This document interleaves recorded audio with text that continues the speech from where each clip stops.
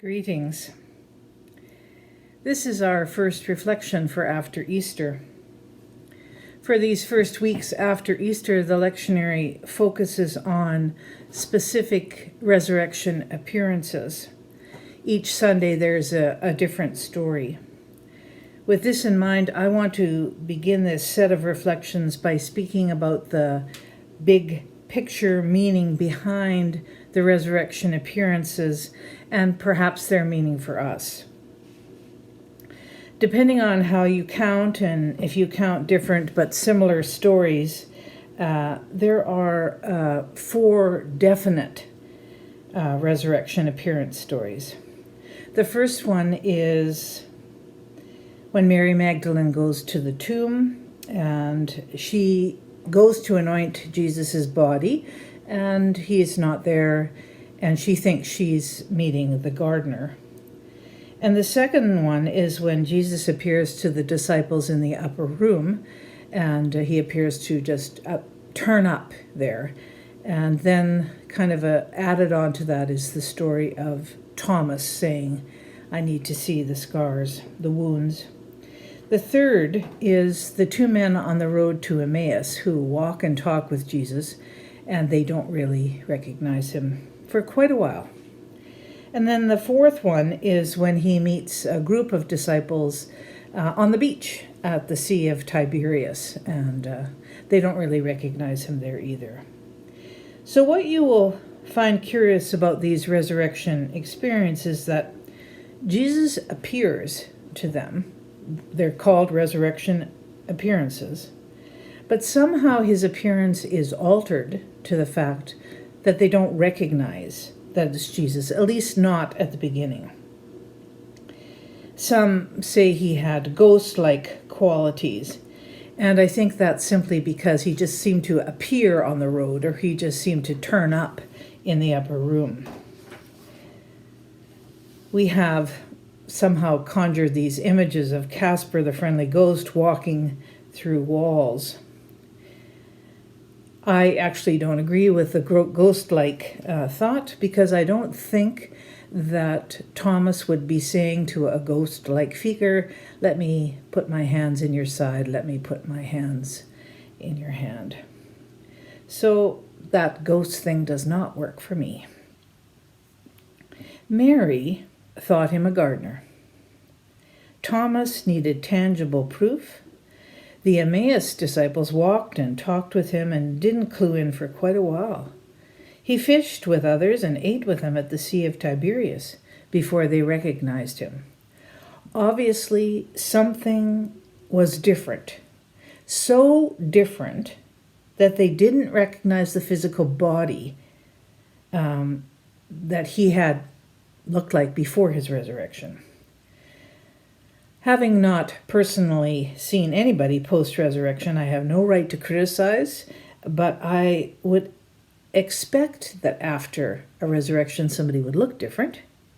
I have often wondered what Lazarus looked like after all those bandages came off and Jesus said, "Come out, Lazarus, come out." I have had an experience, though, where I walked and talked with my dead father on a golf course, or was followed around one day by a monarch butterfly who I was convinced was my mother. Somehow, there was a sense of the familiar that was identified in these incidences, but their form was altered. And I think that's what we're talking about here with Jesus. So why did Jesus appear after his death anyway? Well, I think the answer to that is to prove the power of God, to prove that if we die to self, we can rise to a new life with God. And when we rise new, there is this recognizable difference in us. Something has changed. Something is different. My next question is, why did Jesus stay around for 40 days after his resurrection? Many will say it was because the disciples weren't ready yet, that they needed to learn, and I would agree with that. But I don't think it's just about learning. I think it's about really learning something quite different. Jesus was going away, and he wouldn't be around in the flesh anymore. He needed the disciples to recognize him through some other means other than the flesh. So I believe that's the message. Jesus appears to them and is not recognized in his physical body, but somehow along the way he is recognized in another way.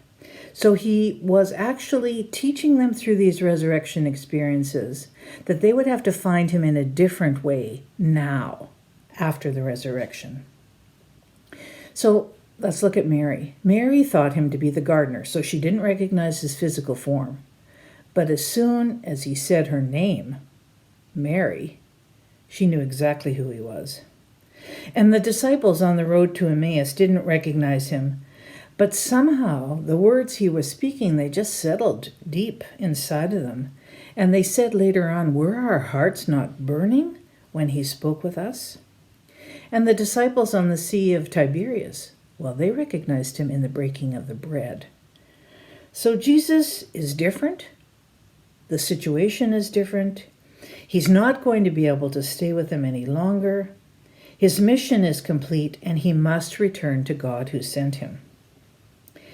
So he needed for them to recognize him through some other means other than his physicality. So he made these appearances to let them know that his presence would be more subtle now, and they would have to be open to listening for and seeing him in different ways. When Jesus said to Thomas, "Blessed are those who have not seen yet, who have come to believe," I think he was teaching them that from now on, people aren't going to see me, and yet they need to believe in me. So I don't think he was chastising. I think he was saying, this is the new way it's going to be. That statement refers to all of us who are not privileged to actually seeing the physical Jesus. We must come to know him in a different way, other than his physical appearance. We must find him through others. Our way of knowing Jesus is different than those original 12. We must learn to see him through the eye of the heart. Yes, the eye of the heart. We will feel his love through the acts of another, and we will hear his love through the words of another. We will remember him through the breaking of the bread and the taking of the cup. We will be Christ-like when we live in love with ourselves and our neighbors. We will know Christ as we give and receive our love into the world. We will answer, "Here I am, Lord. Do with me according to your will." We will say, "Weren't our hearts burning when someone offers a teaching?" We will know him in the day-to-day walks through life as we live in his way and we honor his truth.